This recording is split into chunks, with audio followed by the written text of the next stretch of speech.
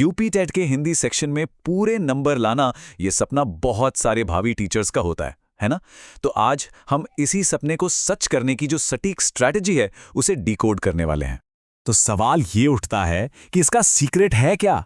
आखिर कैसे लाया जाए हिंदी में 30 में से 30 का वो परफेक्ट स्कोर? चलिए मिलकर पता लगाते हैं। देखिए, किसी भी अच्छी स्ट्रैटेजी की शुरुआत होती है उसकी नींव से, और यहां हमारी नींव है एग्जाम के स्ट्रक्चर को, उसके ब्लूप्रिंट को समझना। तो जैसा कि हम देख सकते हैं, यूपी टेट पेपर 1 में कुल 5 सेक्शन हैं और हर सेक्शन के लिए 30 नंबर तय हैं। लेकिन सबसे खास बात क्या है वो ये है कि हिंदी यानी कि लैंग्वेज आई सबके लिए कंपलसरी है। मतलब ये 30 नंबर ओवरऑल स्कोर को ऊपर ले जाने के लिए आप कह सकते हैं एक गेम चेंजर हैं। अच्छा, तो अब शुरुआत करते हैं उस जगह से जहां से हर कोई अपनी तैयारी शुरू करता है, यानी कि ऑफिशियल सिलेबस से। ये वो पब्लिक इंफॉर्मेशन है जो सबके पास होती है। अब सिलेबस को देखें तो इसमें ग्रामर के वो सारे कॉमन टॉपिक्स मिल जाएंगे, जैसे संज्ञा से अव्यय तक, वर्णमाला, वाक्य बनाना और भी बहुत कुछ। मतलब ये वो बेसिक चीजें हैं जिनकी तैयारी तो हर कोई करके जाता ही है। हाँ, सिलेबस में पेडागॉजी मतलब भाषा शिक्षण का भी जिक्र मिलता है। पर यहीं पर छिपा है हमारा पहला क्लू। अगर हम पिछले पेपर्स को एनालाइज करें तो पता चलता है कि सिलेबस में होने के बाद भी इस सेक्शन से मुश्किल से 2 या 3 सवाल ही आते हैं हर एग्जाम में। तो सवाल यह है कि क्या सिर्फ सिलेबस को पढ़ लेना काफ़ी है, या फिर कहानी में कोई ट्विस्ट है जो हमें जानना चाहिए? तो चलिए अब आते हैं उस हिस्से पर जो ज़्यादातर लोगों की नज़रों से आप कह सकते हैं ओझल हो जाता है। ये वो टॉपिक्स हैं जो ऑफिशियल गाइड में तो नहीं है, लेकिन एग्जाम में ज़रूर आते हैं। और यही है वो सबसे बड़ी, सबसे ज़रूरी बात। पुराने पेपर्स को जब खंगाला गया तो एक चीज़ बिल्कुल साफ हो गई कि हिंदी साहित्य एक ऐसा टॉपिक जिसका ऑफिशियल सिलेबस में कहीं नामो निशान तक नहीं है, वो सबसे ज़्यादा पूछे जाने वाले सवालों में से एक है।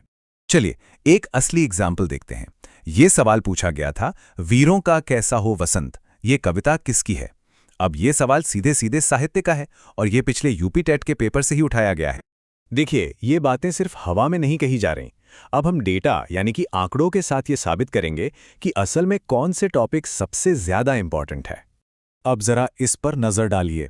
ये पिछले कुछ सालों के पेपर्स का पूरा एनालिसिस है, और सबसे ऊंची बार किसकी है? साहित्य की।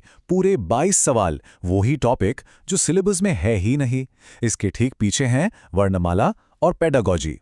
और ये डेटा हमें एकदम साफ साफ बता रहा है कि तैयारी का फोकस कहाँ होना चाहिए। साहित्य के बाद देखिए वर्णमाला, संधि और तत्सम तद्भव, ये वो टॉपिक्स हैं जिनसे सबसे ज्यादा सवाल बने हैं। मतलब ये डेटा एक क्लियर कट रोड मैप है। एक और एग्जाम्पल देख लेते हैं। सवाल था, सुन्न का तत्सम रूप क्या है? जवाब है शून्य। तत्सम तद्भव से आया ये एक सीधा सवाल है, और जैसा कि डेटा ने हमें दिखाया, ये एक हाई फ्रीक्वेंसी टॉपिक है।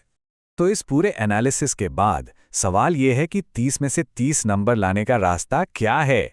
चलिए इस सारी जानकारी को अब एक ठोस स्टडी प्लान में बदलते हैं। तो ये रहा 4 स्टेप मास्टर प्लान। स्टेप 1, सबसे ज्यादा वेटेज वाले टॉपिक्स पर फोकस करें, यानी साहित्य और वर्णमाला। स्टेप 2, इसके बाद कोर ग्रामर को एकदम पक्का कर लें, संधि, तत्सम तद्भव, मुहावरे, ये सब। स्टेप 3, किसी भी टॉपिक को छोड़ना नहीं है, पेडागॉजी और रस जैसे छुपे हुए टॉपिक्स को भी कवर करें।